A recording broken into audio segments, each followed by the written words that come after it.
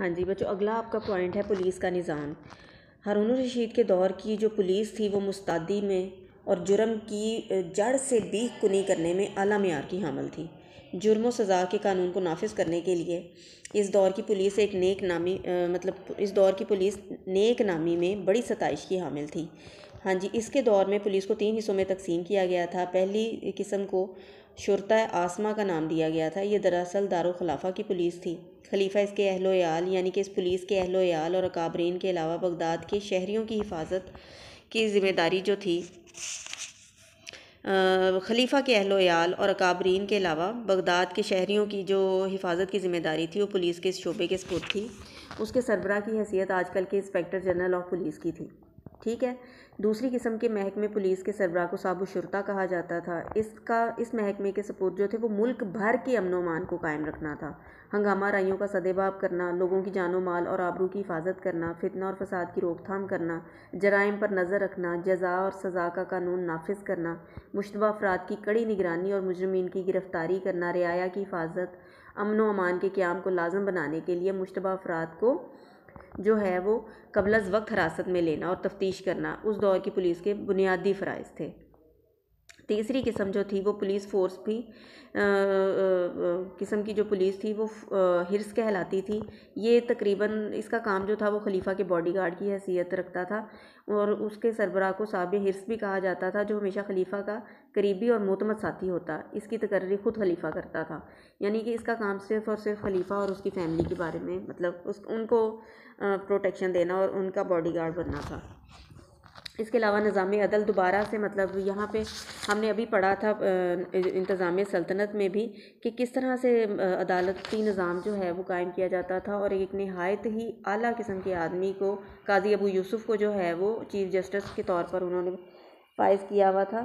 بچوں یہاں پہ ڈیٹیل میں انہوں نے اپنے دور کی جو ہے وہ نظام عدل پہ روشنی ڈالی ہوئی ہے، اس کو آپ نے پڑھ لینا ہے۔ کوئی بھی ایسا نیا کام یہاں پہ نہیں لکھا ہوا جو آپ کو میں بتاؤں، تقریباً تمام باتیں میں آپ کو پہلے بتا چکی ہوں۔ اس کے علاوہ ڈاک کا خصوصی اہتمام، یہ بھی ایک ٹاپک ہے کہ ڈاک کا انتظام جو تھا وہ بہت اچھا تھا۔ چھوٹے بڑے واقعات جو ملک میں ہوتے رہتے تھے وہ ان سے جو ہے وہ خلیفہ باخبر رہتا۔ گویا جاسوسی کا کام بھی اسی محکمے کی اہم ذمہ داری تھی کہ جو ہارون الرشید کے حسن تدبر اور عاقبت اندیشی کے واقعات اور امثال میں سے ایک یہ بھی ہے کہ ڈاک کا خصوصی اور بہت ہی تسلی بخش اہتمام کیا۔ ٹھیک ہے۔ اس کے علاوہ محکمہ جاسوسی ہے۔ محکمہ جاسوسی جو تھا وہ ہارون الرشید نے محکمہ ڈاک کے کارندوں کے علاوہ باقاعدہ پرچہ نویس مقرر کر رکھے تھے جن سے کام لینے میں وہ بڑا ماہر تھا۔ کوئی وزیر، امیر، سربراہ فوج اور بڑا منصبدار ایسا نہ تھا جس کی ہر لحظہ نقل و حرکت کی رپورٹ خلیفہ کو معمول کے مطابق نہ پہنچتی ہو۔ یہ بھی دیکھیں گے کتنی بڑی بات ہے کہ اتنی بڑی سلطنت ہے، اس میں اتنے سارے وزیر ہیں، امیر ہیں، سربراہ ہیں، ان تمام لوگوں کی رپورٹ جو تھی وہ پراپر نیٹ ورک کے ذریعے خلیفہ تک پہنچتی تھی۔ ایک ایسا جاسوسی کا نیٹ ورک تھا کہ ہر بندے کی رپورٹ جو تھی وہ خلیفہ تک پہنچتی تھی۔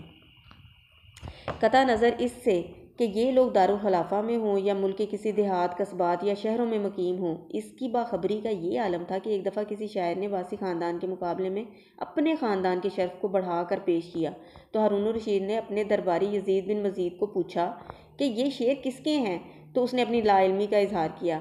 ہارون الرشید نے برہمی کا اظہار کرتے ہوئے اسے کہا، جب تم میرے سامنے بیٹھا ہوتا ہے تو کیا تم سمجھتے ہو کہ میں تمہاری حقیقت اور کیفیت سے واقف نہیں ہوتا؟ تیرا کیا خیال ہے کہ میں تیرے امور اور معاملات سے غافل ہوں، یا تو سمجھتا ہے کہ مجھ سے کوئی بات چھپی ہوئی ہے؟ خدا کی قسم، میرے جاسوس خلوت ہو یا جلوت تیری نگرانی اور نگہبانی کرتے ہیں۔ ربیہ کے ایک احمق و اجڑ شاعر کے ہیں۔ یعنی کہ اس نے پھر بتایا کہ یہ جو ہے یہ جو شعر تھے یہ کس کے تھے، جس نے قریش کو ربیہ میں شامل کیا۔ تحقیق کی گئی تو ہارون الرشید کی یہ اطلاع درست پائی گئی۔ یہ شاعر بکر بن فتح تھا جو یزید بن مزید کا رشتہ دار تھا۔ یعنی کہ دیکھ لیں کہ خلیفہ نے اس بندے کو مخاطب کر کے پوچھا کہ جس کا وہ رشتہ دار تھا۔ یہ شعر جس بندے نے کہے تھے وہ آگے سے اس کا رشتہ دار نکلا، اور اس حد تک جو ہے کہ ملک کے کسی کونے میں بیٹھ کے ایک بندہ شعر پڑھتا ہے اور خلیفہ جو ہے وہ سب جانتا ہے کہ یہ رپورٹنگ کہاں سے ہوئی ہے اور یہ کس نے کہی ہے۔ تو یہ حال تھا اس کے دور کی جاسوسی کا۔ اس کے علاوہ رومیوں کے خلاف کامیابیاں اس کی جو ہیں کہہ لیں کہ بے شمار کامیابیوں میں سے بڑی کامیابی ہے۔ بازنطینی سلطنت مملکت اسلامیہ کے لیے مستقل خطرہ تھی۔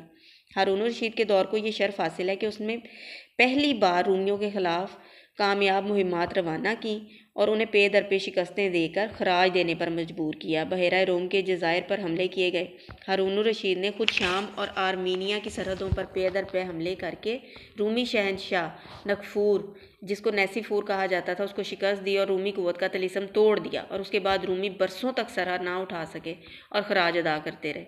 تو یہ بھی اس کو ہارون الرشید کو یہ شرف حاصل ہے۔ اس کے علاوہ علوم و فنون اور سائنس کی ترقی،